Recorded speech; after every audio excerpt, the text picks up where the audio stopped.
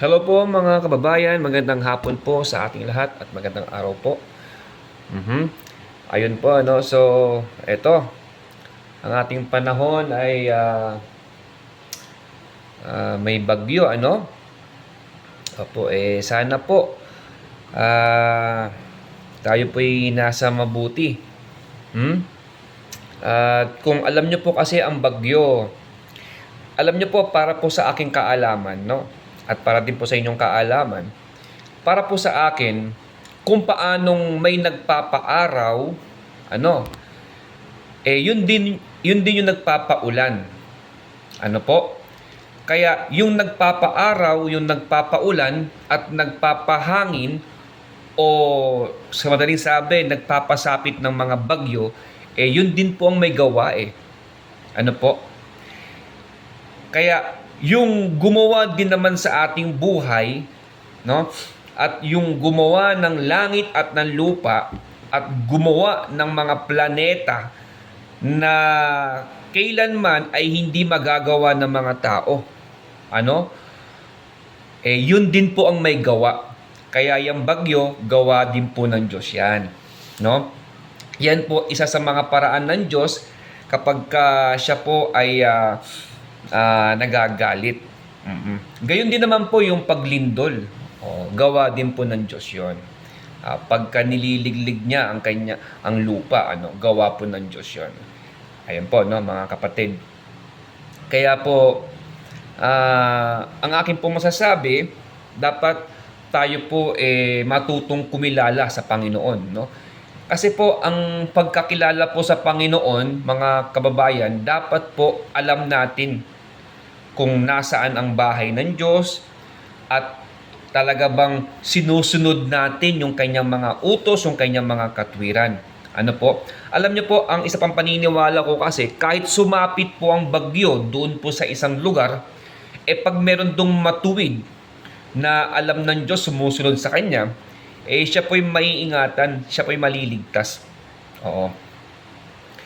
Inyo na naman pong isipin yung panahon ni Noe, nung nagkaroon ng malawakang baha, ayun, malaking baha yun, sa panahon ni Noe. Marami na rin pong mga tao noon, pero sa kabutihang palad, nagtamo ng lingap si Noe, at dahil sa kanyang katwiran at siya'y isang taong matuwid, pati rin po yung kanyang mga anak at ang kanyang asawa at asawa ng kanyang mga anak, natuto rin po kay Noe. Kaya sila po'y nadamay din po sila'y naligtas. Pero maliban sa kanila, wala na pong taong naligtas. Lahat po sila namatay po. Mga bata, matanda, kung sino-sino po mga tao. Pero sila lang po ang naligtas. 8 kaluluwa. Ayun po. Kaya ang Diyos ay marunong magligtas ng mga banal, ng mga tao matutuwid, ayon po sa Biblia. Kaya po mga kababayan, sana po saan man tayo naroroon, dapat tayo po ang ating pong daladala yung aral ng Diyos, Siyempre, ang gusto ng Diyos na makita sa atin yung ating pananampalataya. Kaya sana hanapin ninyo yung Panginoon, Sana kasi meron po kasi tinatawag na bahay para sa inyong kaalaman. Bahay ng Diyos. Meron po talagang bahay ng Diyos.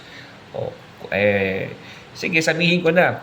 Yun po kasi mababasa po sa mga sa Biblia, sa mga salin na King James Version, American Standard Version, ang dating Biblia, yung sinasabi sa unang Timoteo, Kapitulo 3, versikulo 15. Nang sinasabi po doon, ngunit kung ako'y magluwat ng mahabang panahon, ay upang maalaman mo kung paano ang dapat sa mga tao na ugaliin nila. Saan po? Sa bahay ng Diyos, na siyang iglesia ng Diyos, na buhay at haligi at saligan ng katotohanan. Ayan. So, ayan po, sana ngayon alam nyo na, meron na po kayong pananagutan na, dapat pala, yun pala ang bahay ng Diyos. Kung talagang kayo po yung maka-Diyos, hahanapin ninyo yung bahay ng Diyos at dapat dun din kayo masumpungan sa bahay ng Diyos, ano? At ayun po. So marami pa po 'yan. Actually, marami kasi yung utos eh. Mhm. Kasi kung talagang tayo po'y umiibig sa Diyos, dapat walang ni isang utos, no, ng ating Diyos na kay Kristo Jesus na hindi po natin susundin at tatalimahin. Hmm? So, yun po mga kapatid o mga kababayan. Ngayon po, kung loloobin ng Diyos, no, yan po yung ating matatalakay, no? Kung loloobin ng Diyos, ating pong matatalakay. Meron pa nga yung tungkol sa bautismo eh. Mm. Kaya akin din po pala kayo inaanyayahan na kayo po sana makapakinig, no, ng aming ginagawang mass indoctrination. Yan po gabi-gabi rin po, no. Kaya pag ako po nag-send ng ng live ko siya live din po 'yon sa aming ayun po, sana mapakinggan po ninyo ang aming pong daladala na aral para inyo pong may kumpara sa inyo pong mga inaaniban. Yun po yung mga aral at doktrina ng ating Panginoong Hesus. Yun naman po, wala naman po kaming ibang hinahangad kundi kayo po yung makapakinig at kayo naman po ang magde-decide sa inyong puso. Ang amin lang pong paanyaya, pakinggan lang po ninyo inyong suri mabuti at para po inyong maikumpara sa inyong pong mga sinasamahan kung anumang sekta kayo para malaman ninyo kung ano talaga ang mas matimbang at kung ano talaga ang totoo at mabuti. Ano po? Alam niyo po kasi pagdating po sa katotohanan, hindi po marami. Isa lamang po. Pagdating po sa usapang totoo, tama, totoo, tama, at mabuti, isa lang po yun eh. Iisa lang po yun. Hindi laging, tama siya, tama ka rin. Hindi naman pa pwedeng ganun eh. Sa anong paraan po? Ito po, halimbawa, may 3 tao nag-uusap-usap. Sabi ng isa, Pedro, palagay mo, yung poste na yan, anong sukat niyan? Sabi naman ni Pedro, palagay ko, ayan nasa 10 feet. 10 feet daw, sabi ni Pedro. Ganun ba? Ikaw naman, Santiago, palagay mo, anong, yan? Gano'ng kataas yan? Palagay ko, mga, mga 15 feet. Di sabi ng isa, 10 feet. Yung isa naman, 15 feet. Sabi naman ni Juan, ako, palagay ko, 12 feet yan eh. Di siyempre, meron silang kanya-kanyang opinion. Pwede ba yun? Lahat tama. Diba? Yun po ang ibig sabihin. Doon sa 3 yun, hindi pa pwede lahat sila tama. Kasi iba-iba sila paniniwala eh. Sabi, 10 feet daw. Yung isa naman, 12 feet. Yung isa naman, 15 feet. Ngayon, paano magkakaalaman kung sino sa kanila ang nagsasabing na totoo o nagsasabing may tama na kung sino yung totoo sa kanilang 3. Ngayon, para magkaalaman na kung sino sa kanila ang nagsasabi ng totoo at nagsasabi ng tama at ng matuwid, ngayon kukuha tayo ng panukat. May batayan dapat di ba? Meron tayong mga panukat para maging tama ka at para maging matuwid ang sinasabi mo, maging tumpak ka, dapat may batayan. At ang batayan sa ganung bagay yung susukatin natin, no? May metro natin. Lumabas 12 feet. Di tama si Juan, mali yung dalawa. No? Di nalaman na natin kung sino yung totoo sa kanila. Kasi nung sinukat, nga, no? 12 feet pala ito. Tama si yung nagsabi ng 12 feet, sino yun? Si Juan. Halimbawa, no? Ganun lang po, no? Kaya, ayun. Yun ang mga halimbawa, no? Yung mga halimbawa ho yun. Ngayon, di siyempre, pagdating naman po sa relihiyon, gaya ng sabi kong paliwanag, hindi pa pwedeng, tama din yung kabila, tama din sila, tama rin. Hindi pa pwedeng ganun no? Hindi pa pwedeng ganun. Ang totoo, yung tama at yung mabuti, kompleto kasi yun Kompleto yun. Hindi yun pwedeng dagdagan, hindi yun pwedeng bawasan. Kaya dapat eksakto yung mga itinuturo. Yung mga iba, maaaring tama sila sa ganong punto, sa ibang utos, pero hindi naman, o kumbaga hindi perfect, o hindi eksakto. Kumbaga kulang-kulang. Yung iba naman, mali-mali na. O, yung iba naman, dinadagdagan, sinosobrahan. No, wala namang ganong sinasabi ang Biblia. Ano? So, yun po ang ibig kong sabihin. No? So, ayan, ng mga pahapyaw yan, ng mga pahapyaw. Pero po, ito,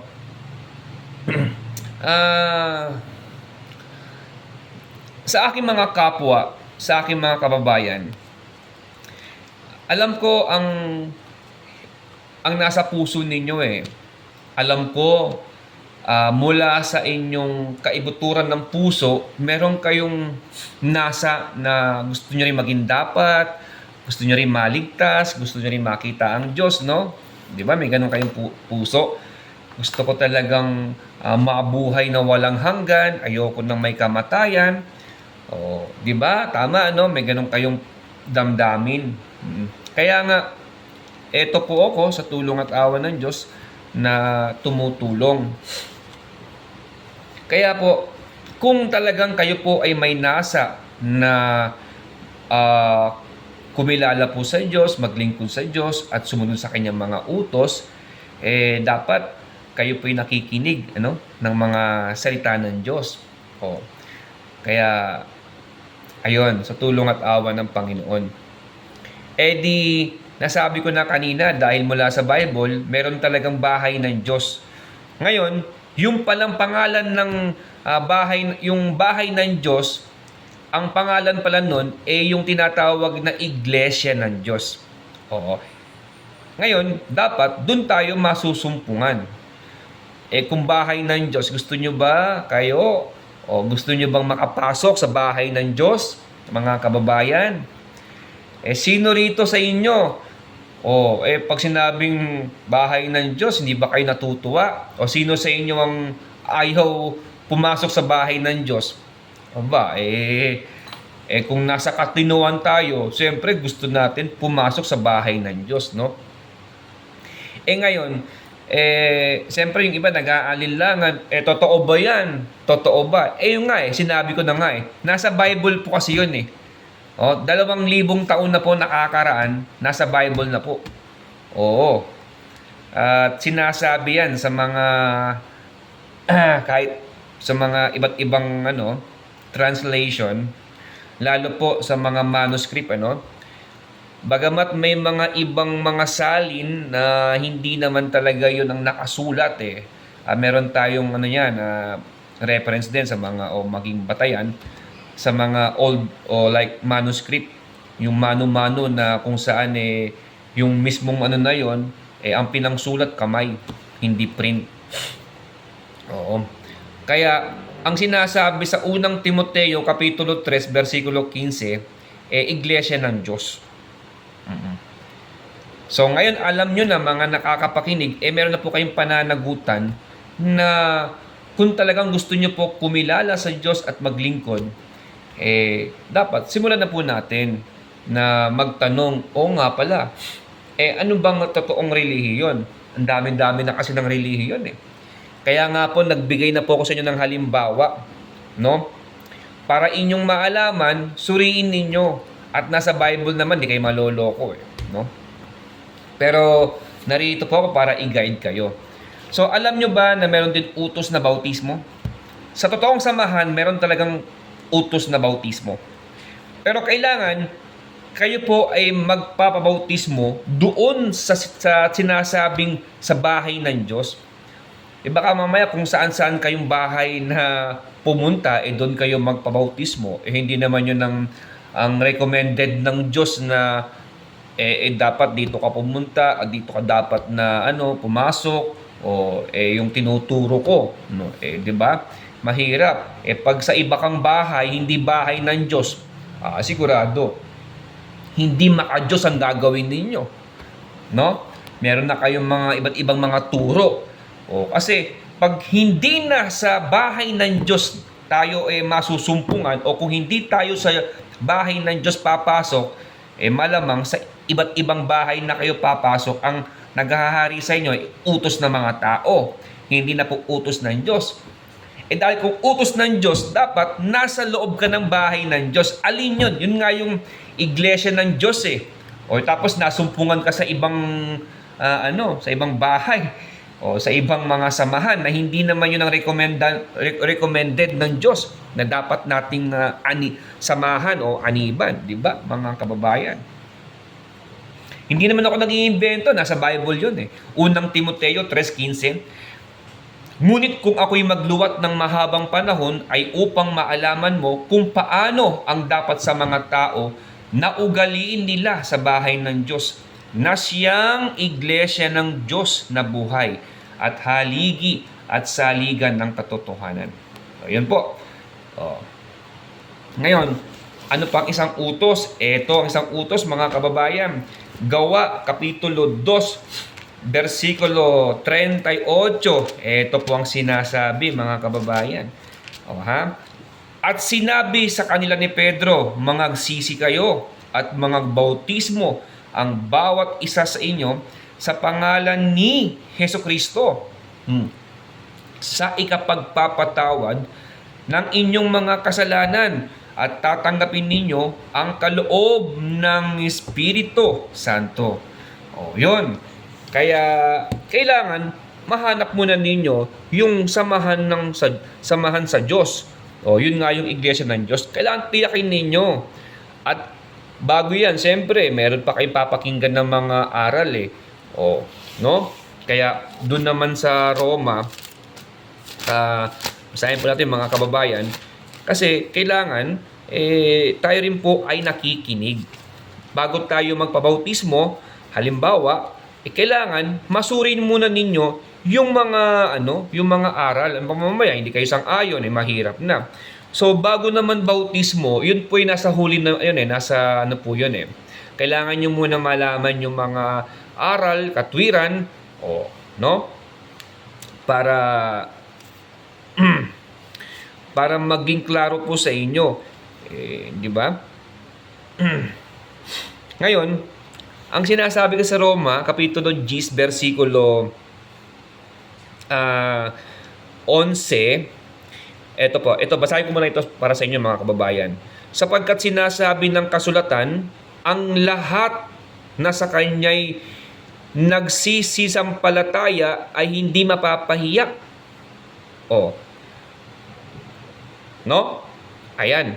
Tapos, doon naman sa 10:13, ng Roma, sapagkat ang lahat na nagsisitawag sa pangalan ng Panginoon ay mga liligtas. Tapos, tuloy natin sa 14. Paano nga silang magsisitawag doon sa hindi nila sinampalatayanan? At paano silang magsisisampalataya sa Kanya na hindi nila napakinggan? At paano silang mga kikinig ng walang tagapangaral? At paano silang magsisipangaral kung hindi sila mga sinugo? Gaya nga ng nasusulat, anong pagkaganda ng mga paa niyaong mga nagdadala ng masasayang balita ng mga bagay na mabuti. Ayan. Kaya kailangan po talaga natin ng makinig bago tayo sumampalataya. Kaya yun po, ang aming pong paanyaya, meron po kaming ginagawang mass indoctrination. So, ako na po ang nagtatawid sa inyo para kayo rin naman maging part kung gusto ninyo. Kung gusto niyo maging sa Diyos. Maliban na lang pag ayaw po ninyong maging sa Diyos, no?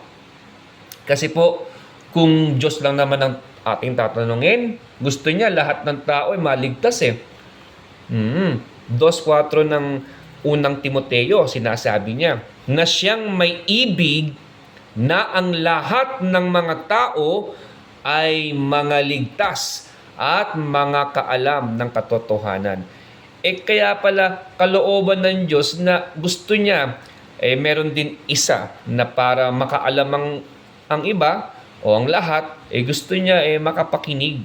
Gusto niya malaman ninyo yung mga katotohanan. Kasi utos niya yun na magsabi rin ng totoo. Ayun, sa kanyang mga lingkod.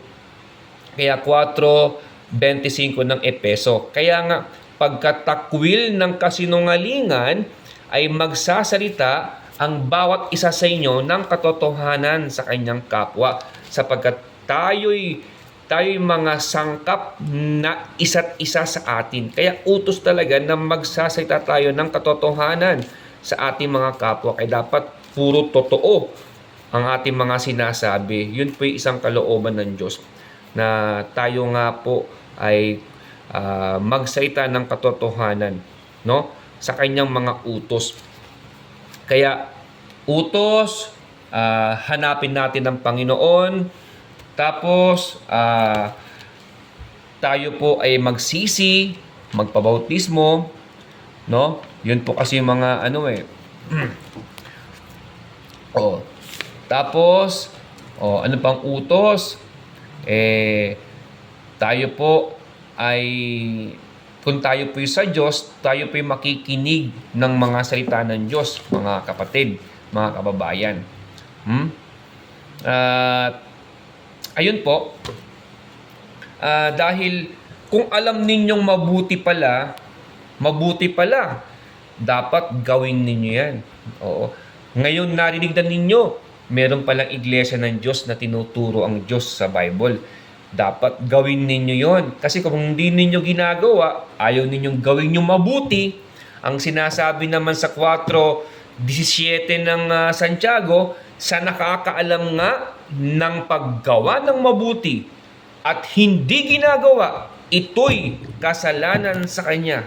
Aba, nagkakasala pala kayo kapag alam ninyong mabuti, hindi ninyo ginagawa. Ayaw ninyong gawin yung mabuti. Di ba? Isa lang naman ang mabuti, ang Diyos. Kaya sigurado, pag nasa bahay ka ng Diyos, sigurado, mabuti ka at mapapabuti ka. No? Di ba? Kasi may ugali kasi sa bahay ng Diyos di ba? Paano ka magiging mabuti? Ayaw mo nga sa bahay ng Diyos Doon pa lang biro mo, ang naghahari doon, ang Diyos. Yung bahay ng Diyos ang naghahari doon, Diyos. Tapos ayaw ninyong pagharian ng Diyos. Ano ibig sabihin? Kayo ba'y mabuti? Kayo na po makakaalam. Kasi kung talagang mabuti kayo, dapat nandun kayo sa bahay ng Diyos. Mabuti yung Diyos Di ba? Pag sinabing Diyos, mabuti yun. Mabuti yun. Kaya nga, kahit ang mismong Panginoong Jesus sinasabi niya, bakit mo ako tinatawag na mabuti? Meron kasing binatang mayaman nagtanong sa kanya. Sabi sa kanya ng isang mayaman na binata, Guro, ano ho bang, sabi, mabuting guro. Basahin natin, 19 sa Mateo. 19:17 ng Mateo. Bago yon, doon tayo sa 16. At narito, lumapit sa kanya ang isa at nagsabi, Guro, ano ang mabuting bagay na gagawin ko upang ako'y magkaroon ng buhay na walang hanggan? Ayan po sabi niya. Sabi sa kanya ng isang mayaman na binata, na yun ay mababasa sa Mateo, Marcos, saka Lucas. At tuloy sa 19:17 ng Mateo, at sinabi niya sa kanya, bakit mo tinatanong sa akin ang tungkol sa mabuti? May isa, sabi ni Kristo, na siyang mabuti. Sabi niya. Doon naman sa Marcos, lipat tayo sa Marcos. Sinasabi rin yan Marcos, Marcos. Ayan, ito. Sabi, okay. Sa Marcos, Kapitulo 10, versikulo 18 ng Marcos. Ito. At sinabi sa kanya ni Jesus, bakit tinatawag mo akong mabuti? Walang mabuti, kundi isa lamang, ang Diyos. Diyos talaga ang mabuti. Diba? Kaya sigurado, pag nandun ka sa bahay ng Diyos, mapapabuti ka. At siyempre, kung nandun ka nga sa bahay ng Diyos, ibig sabihin, yun ay tatak ng pagiging mabuti mong tao. No? O. Kaya, sana, doon tayo masumpungan sa bahay ng Diyos. Alin yun? Yun yung iglesia ng Diyos. O, yan ha. Alam nyo na. Alam nyo na kung ano yung sinasabi na opisyal na pangalan na kung meron tayong aaniban, sasamahan na relihiyon, dapat doon tayo masumpungan sa bahay ng Diyos na siyang iglesia ng Diyos. Kaya tandaan niyo po yung talata. Unang Timoteo, Kapitulo 3, versikulo 15.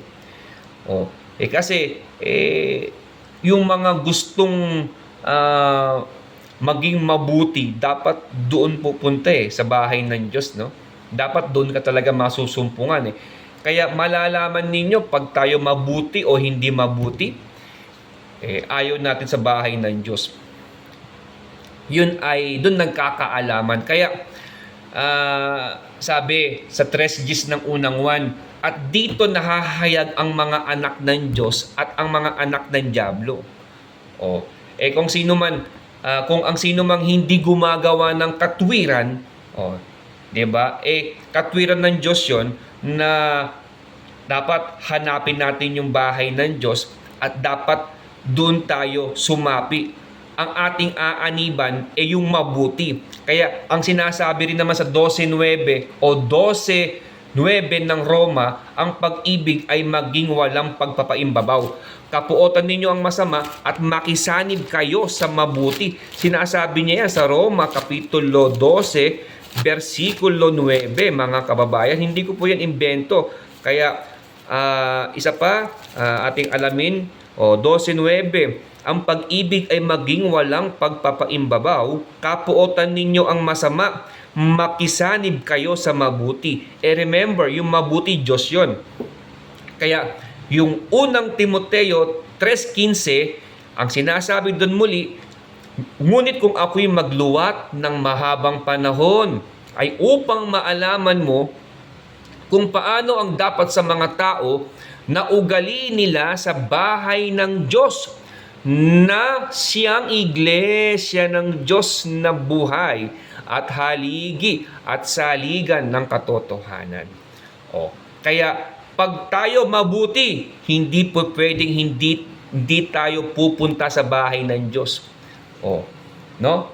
Mga kababayan, kaya yan po ang mga maikling mga pananalita na hindi mula sa akin kundi mula sa Diyos, mga kababayan. Kaya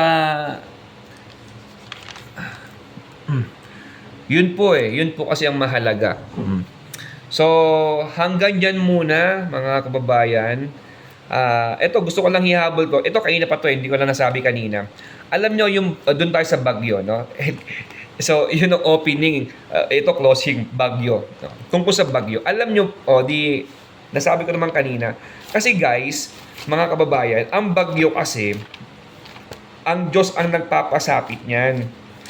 Ngayon, pagka ikaw ayaw mo talagang makinig sa Diyos, pag siya nagpasapit ng bagyo, maaaring mapasama ka, mapahamak ka.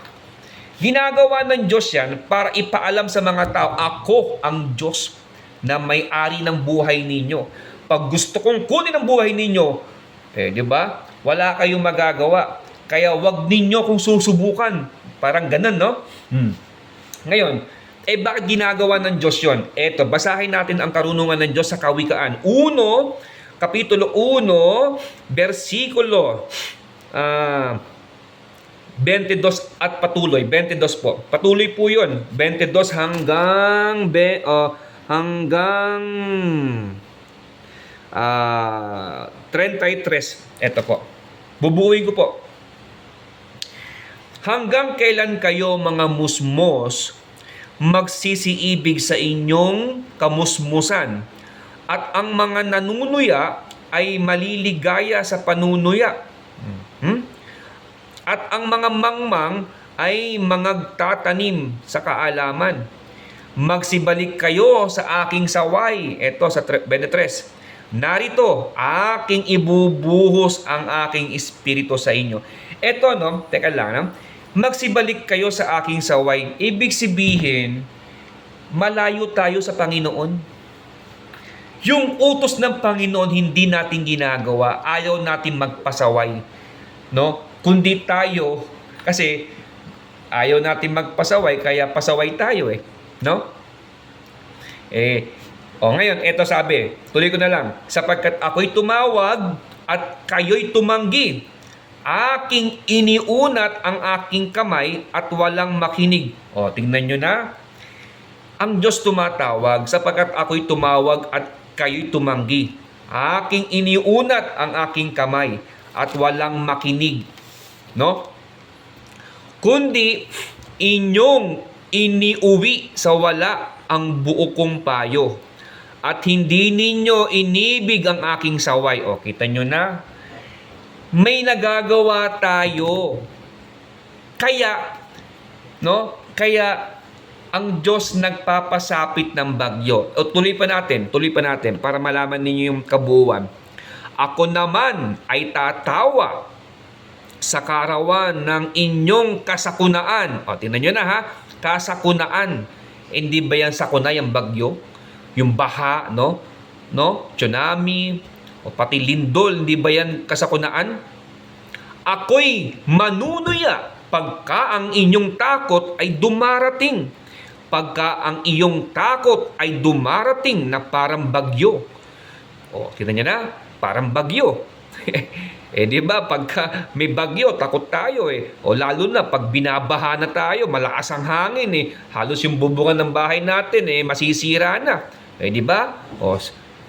Kaya sabi ng Diyos, pagka ang iyong takot ay dumarating na parang bagyo at ang inyong kasakunaan ay dumarating na parang ipo-ipo, pagka ang hirap at hapis ay dumating sa inyo, kung magkagayoy, tatawag sila sa akin, ngunit hindi ako sasagot.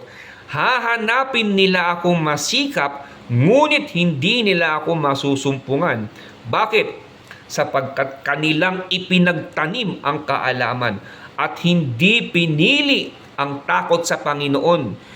Ayaw nila ng aking payo, kanilang hinamak ang buo kong pagsaway, kaya sila'y magsisikain ng bunga ng kanilang sariling lakad. Anong lakad yun? Masama ang lakad nyo. Kaya yun. At mabubusog ng kanilang sariling mga kagagawan, sapagkat papatayin sila ng pagtalikod ng musmos at ang pagkawalang balisa ng mga mangmang ay ang sisira sa kanila. Ngunit ito, sa 33, sa 1:33 ng Kawikaan, ngunit ang nakikinig sa akin ay tatahang tiwasay at tatahimik na walang takot sa kasamaan. Amen? Ngayon, tingnan nyo eto, bilang paglilinaw lang. Sasabihin ng mga iba, bakit may mga bata na dadamay sa kasakunaan? No? Di ba? Talagang ano na yun talagang pinahintulot na ng Diyos yun, na pati ang bata madamay. No? Para ang inyong mga kalooban talagang mahapis. Dahil siya naman ang may-ari ng buhay. Wala tayong magagawa doon. Di ba? Pero gusto ko lang linawin sa inyo na yung mga bata, yung mga bata, sigurado sa kaharian ng langit yon. Walang mga batang namamatay. Tandaan niyo to Walang mga bata na mamamatay na hindi mapupunta sa kaharian ng Diyos. Sapagkat ang mga bata yan ay sa kaharian ng Diyos. Mateo 19:14, Datapwat sinabi ni Jesus, pabayaan ninyo ang maliliit na bata at huwag ninyong pagbawalan silang magsilapit sa akin. Bakit? Sapagkat sa mga ganito ang kaharian ng langit. No? Ibig sabihin, ang mga bata talagang yun ay para sa kaharian ng langit. Walang bata na may impyerno. Wala. Lahat ng mga bata na namatay, kaya yung mga nadamay sa mga sakuna, okay lang. Bakit? Sila naman sila naman ay nasa kaharian o mapupunta sa kaharian ng langit. Dahil taga doon sila. Kaya lahat po ng mga bata na namamatay, maganda po ang kanilang kalalagyan. O, sa bagay, alam mo, ako, talagang kung mauunawaan ninyo kalooban ng Diyos, mamatay man ang bata, okay na, hindi siya maghihirap Hindi na siya maapektuhan, hindi na siya madadamay sa mga ng tao, mahahawa sa mga kasamaan. Kaya kung gawin man ng Diyos yun, meron pa rin mabuti doon, hindi masama.